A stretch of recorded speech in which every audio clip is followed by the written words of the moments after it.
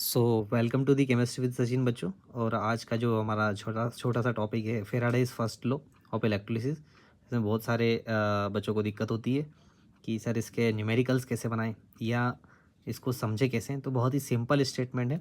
आपने इलेक्ट्रोलिसिस तो देखा होगा। इलेक्ट्रोलिसिस मतलब जो इलेक्ट्रोलाइट्स होते हैं उसमें हम इलेक्ट्रोड क्या करते हैं, डीप करते हैं।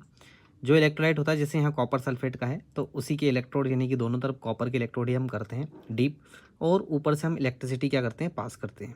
तो इलेक्ट्रोलिसिस होना मतलब कि यहाँ पर इलेक्ट्रिक करंट की वजह से यहाँ पर केमिकल सब्सटेंस टूटेगा और कॉपर यहाँ पर, जैसे कॉपर है तो कॉपर यहाँ पर एक तरफ के इलेक्ट्रोड से लिबरेट, एक तरफ के इलेक्ट्रोड से रिड्यूस होगा, कम होगा, और एक तरफ के इलेक्ट्रोड पर डिपॉजिट होगा।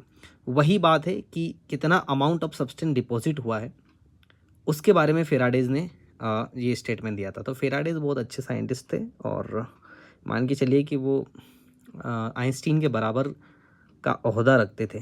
तो चलिए अभी हमारा काम क्या है यहाँ पर कि न्यूमेरिकल से समझते हैं, लेकिन एक स्टेटमेंट है उनका सीधा सा, मास ऑफ द सब्सटेंस यानी कि जो भी सब्सटेंस है उसका मास जो है डिपॉजिटेड ऑन द इलेक्ट्रोड, कहाँ होगा, इलेक्ट्रोड पर डिपॉजिट होगा, is directly proportional to the quantity of electricity passed. मतलब जितना अमाउंट डिपॉजिट होगा इस इलेक्ट्रोड पर वो डायरेक्टली प्रोपोर्शनल है किसके, कि आपने इलेक्ट्रिसिटी कितनी पास की है। तो यहाँ पर जो वेट है डब्ल्यू देखा है, ये क्या है हमारा मास ऑफ सब्सटेंस, कितना डिपॉजिट हुआ है, is directly proportional to Q. Q यहाँ पर क्या है, क्वांटिटी ऑफ इलेक्ट्रिसिटी। बात समझ में आ गई आपको, है ना। अब क्वांटिटी ऑफ इलेक्ट्रिसिटी को हम अगर और देखेंगे तो यहाँ देखिए जरा सा मैंने काम किया है कि यहाँ पर प्रोपोर्शनलिटी का साइन हटा के मैंने यहाँ पर क्या लगाया है, एक कांस्टेंट लगाया है। इस कांस्टेंट को हम आगे चल के बात करते हैं, लेकिन इसका नाम सिर्फ ये है कि Z is equal to electrochemical equivalent. ये इलेक्ट्रोकेमिकल इक्विवेलेंट है, ठीक है। चलिए इसकी हम आगे बात करते हैं। अभी समझते हैं क्यू।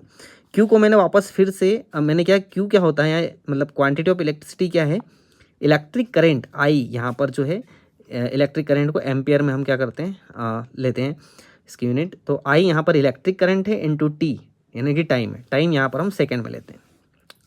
तो इलेक्ट्रिक करंट कितने टाइम में पास होता है ना, उस डायरेक्टली प्रोपोर्शनल क्या हो जाए क्यू। तो क्यू का तो समझ में आया, आई टी। तो क्यू के इक्वल टू मैंने यहाँ आई ओ टी लिखा है, ये समझ में आ गया आपको कि आई ओ टी।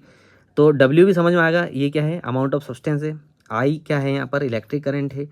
टी यहाँ पर क्या है हमारा, टाइम है। ये भी समझ, ये जेड समझना है, ये क्या है सर, ये समझा दो बस। यहाँ पर ही बच्चे कंफ्यूज होते हैं। चलिए हम एक एग्जाम्पल लेके इसको समझते हैं। तो जेड है इलेक्ट्रोकेमिकल इक्विवेलेंट। आपने नॉर्मेलिटी पढ़ी है, नॉर्मेलिटी में इक्विवेलेंट मास आता है ना। तो इक्विवेलेंट मास आता है तो आपको याद होगा कि हम मोलर मास अपॉन क्या करते हैं, एन फैक्टर करते हैं। Molar mass upon n factor करते हैं, याद आया आपको। बस यही है, इतना ही समझ लेना आप। चलिए एक क्वेश्चन हम लेते हैं। A solution of copper sulphate is electrolysed for 10 minutes. 10 minutes time दे दिया यहाँ पे, देखिएगा 10 minutes with a current of 1.5 amperes. What is the mass of copper deposited at the cathode.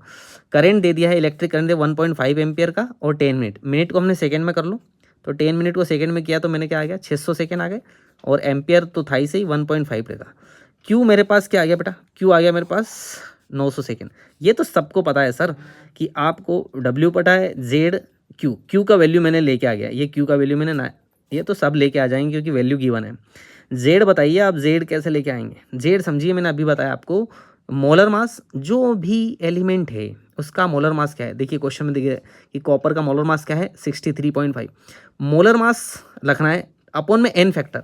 वहाँ एन फैक्टर अलग अलग चीज़ों के अलग अलग था, लेकिन यहाँ आप समझ लीजिए एन फैक्टर क्या है। देखिए एन इंटू 96500, ये बेटा 1 मोल में जितना गुलाम चार्ज होता है ना, 1 मोल में, उसको हम बोलते हैं फेराडे कांस्टेंट।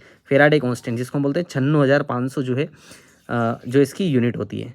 तो समझ में आया आपको कि 1 मोल के लिए जो चार्ज है वो कितना है, 96,500। लेकिन ये एन क्या है सर, एन बता दो। तो देखिए बात समझिए आपको, यहाँ पर हमारे पास कॉपर है, तो कॉपर कैसे डिपॉजिट होगा, कॉपर रिड्यूस कैसे होगा, यानी कि कॉपर 2 इलेक्ट्रॉन गेन करके ही क्या होगा, Cu2 प्लस 2 इलेक्ट्रॉन गन करके क्या बनेगा, कॉपर बनेगा, डिपॉजिट हुआ। तो यहाँ पर एन मतलब नंबर ऑफ इलेक्ट्रॉन्स कितने लूज हो रहे हैं, कितने गेन हो रहे हैं, तो गेन हो रहे हैं, तो कितने गेन हो रहे हैं, 2। तो इसीलिए एन की वैल्यू यहाँ पर 2 है। जब मैं इस कंसेप्ट को यूज़ करता हूँ तो हम देखेंगे यही फॉर्मूला चल रहा है अभी से अभी तक। डब्ल्यू यानी कि वेट इज इक्वल टू, ऊपर मैंने क्या रखा, मोलर मास, ठीक है, 63.5। नीचे एन की वैल्यू मैंने क्या रखी, 2, क्योंकि 2 इलेक्ट्रॉन गेन हो रहे हैं, 96,500 इंटू 900 कुलाम। क्यों कैसे आया था क्वेश्चन से, बस इसको सॉल्व कर लोगे ये आपका आंसर हो जाएगा।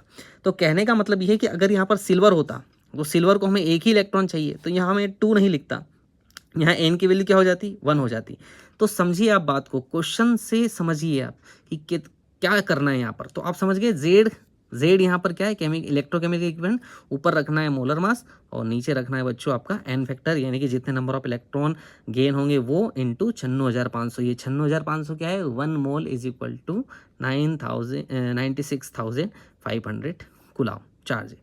तो आई होप आपको ये समझ में आया वीडियो, और नहीं समझ में आया तो कुछ समझ में नहीं आया तो कमेंट में लिखिए। आई होप आप क्लियर हो गया होगा। इसके और अलग अलग तरह के क्वेश्चन भी हो सकते हैं बेटा, जैसे एन पूछ सकता है, आपको डब्ल्यू दे देता है तो आपको मोलर मास पूछ सकता है, मतलब किसी भी तरह से क्वेश्चन को इसी वे में घुमा फिरा सकता है। इसलिए आप इस तरह के और 2-4 क्वेश्चन की प्रैक्टिस कर लीजिए। And thank you so much for watching, bye bye.